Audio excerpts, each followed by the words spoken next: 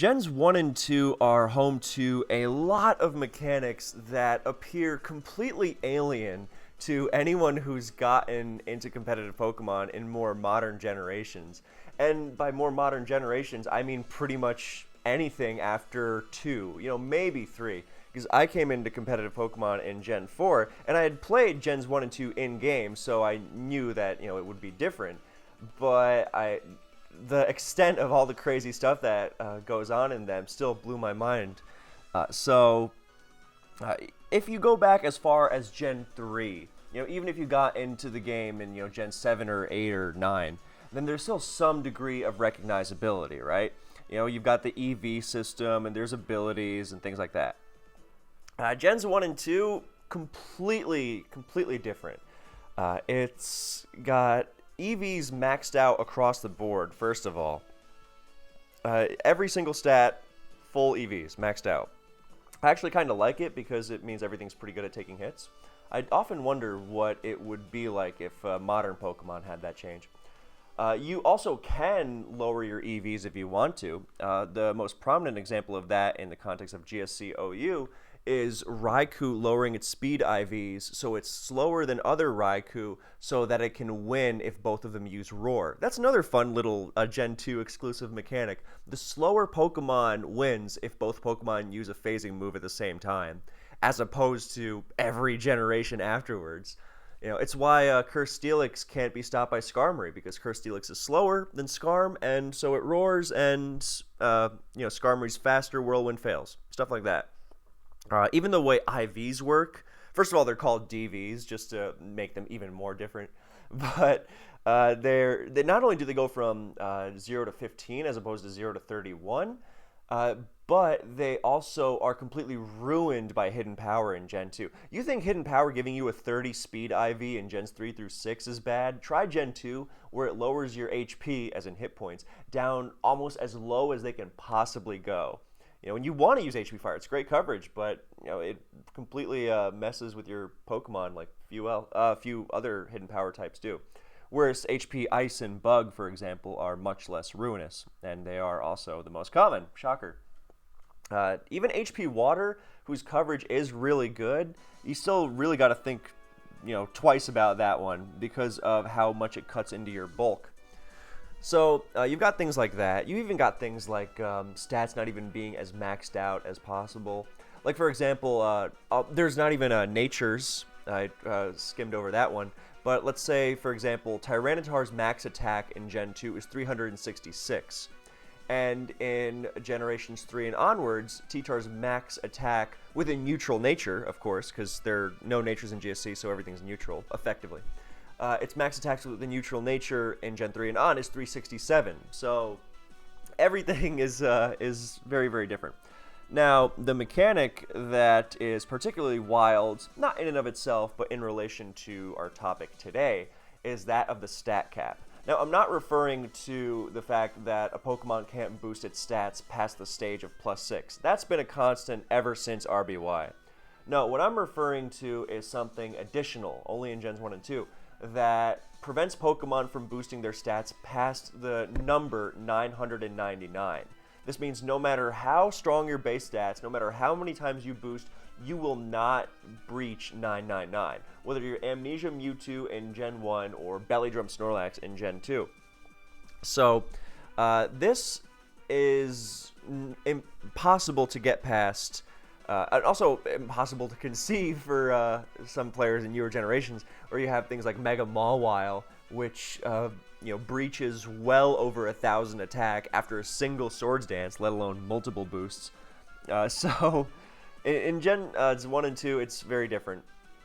And if you plopped Mega Mawile into Gen 2 tomorrow, and you gave it an item instead of a Mega form, like Marowak's Thick Club, that would double its attack. If you use Swords Dance with it while that attack was doubled, you would not have past 9-9 attack. In fact, what you would do there is actually trigger the mechanic that is the subject of today's video, the rollover. So the rollover is basically when you break the way that the game handles 999. Because no matter how many times you boost with Mewtwo or Snorlax or like Growth Vaporeon or something, then you will never breach the 999 barrier. You just can't do it. But it's when external field conditions come into play that you can not go past 999. I mean, I guess you effectively go so far past 999 that you loop around, you roll over, because you're not getting stronger than 999, so the game basically resets you to like 2, like literally an attack stat of 2. It's in the case of Thick Club Marowak, it's the most prominent example, because Marowak has the external condition of Thick Club. Now this initially makes Marowak the strongest Pokemon in the game, and with Swords Dance, then you have the boost that would bring it to 999, right? That's why Marowak is so uniquely threatening in Gen 2, because it 999s in a single turn, and it doesn't use Belly Drum to do so. It can maintain its health. Yeah, it has its opportunity cost, it can't hold leftovers, all that stuff. That's not the point. The point is that, unlike Belly Drum Lax, it does not need to slash half its health off in order to get that 999 stat. However, this is only if you lower its attack IV or DV, but we'll call it IV just to not be even more confusing. You have to lower its attack IV from the max of 15 down to 13, because its attack stat is so high with Thick Club that if you Swords Dance, then you go past 999 and you reach an attack stat of like 2, and that means you wind up doing literally like 1 to 2% with your Thick Club SD boosted Marowak Earthquake against Snorlax. You can't actually reach 999 because you've gone past it because of the external field condition of Thick Club. It's nuts. There's like other crazy stuff like Shuckle can do insane things, but I'm not going to get into those because that's more gimmicky, and this one is actually practical.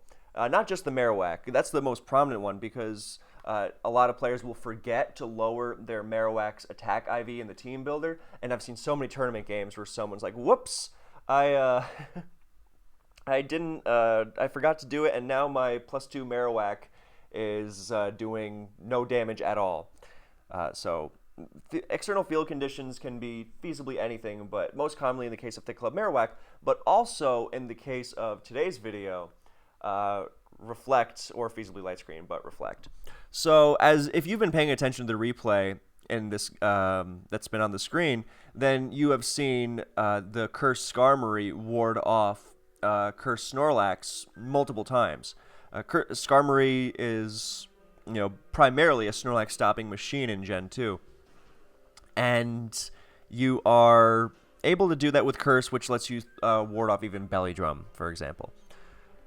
Now, this scenario does not occur so commonly because Reflect Raikou has never been used less now, but it used to be a very popular move on it, and Raikou is very commonly paired with Skarmory. So if you could let this mechanic slip your mind because it is very rare. So Reflect is the external mechanic. Skarmory has an insanely high defense stat. So I think you might see where this is going, where Skarmory's defense stat is so high with Reflect in play that if you Curse with it behind Reflect, you go way beyond 999. And so you don't have a super defensive Skarmory. You roll over that defense stat, and you wind up getting, well, I'll let you see what happens.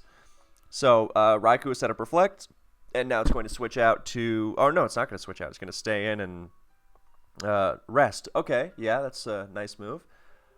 Nice tactic there from Vil. This is a tournament game, by the way. This was not like a random ladder game. So, yeah. So now with you see there, Skarmory switches into Reflect, with Reflect up, and takes a measly 13 from the +1 Snorlax Double Edge. I mean, it doesn't need Reflect to take that hit really well, but obviously it helps, especially when you're trying to stall Snorlax out of as many Double Edges as possible and not get forced into rest so it doesn't have the potential to break through you later, things like that. So you don't want to give the opposing team too many free switches while asleep. So it's best when you can limit Snorlax's damage in general. So here's the problem. And now this was very avoidable, obviously, if Vil just used Whirlwind or something. But he wanted to play it super safe to guard against a crit or something. But, well, I'll just let you see what happens. Yeah. So let's look at that again, just because it's kind of surreal. Because the first +1 double edge behind Reflect does 13, and the second +1 double edge against a +1 Skarmory with Reflect rollover, and it winds up doing 51.1. And if we look at the calc, the damage calc does have this in account, or take this into account. So you see the +1 Snorlax double edge versus +1 Skarmory through the Reflect is doing 85 to 100. That's what the rollover is. It's it's no accident at this point. It's very much accepted. And if you pop Marowak into the calc, then similar things will happen unless you lower that attack DV IV. Yeah, so it's not something that really is ever going to. You just pretty much have to keep it in mind. It's also very rare that it's going to happen. Period. But like with the Marowak thing, you have to keep it in mind because you have to manually make the change. But in game with this, the only way for it to happen is to set up Reflect and then Curse behind it. So very avoidable. And if you've got your Skarmory against cursing Snorlax behind Reflect, then you're doing pretty well at taking its hits anyway. So yeah. It was kind of funny to see this because it is the kind of mechanic that can slip your mind because, yeah, Marowak's rollover is the famous one, and then there are other occasions. Like I think it's even in the analysis for Shuckle or something that if you defense curl behind Reflect, then you also roll over, things like that. Yeah, so thank you guys for watching. I hope this was entertaining. It is so bizarre. It never gets old to see that Skarm drop the way it did like that. Yeah. So, that's all from me for today. Thank you for tuning in, and I will see you in the next one.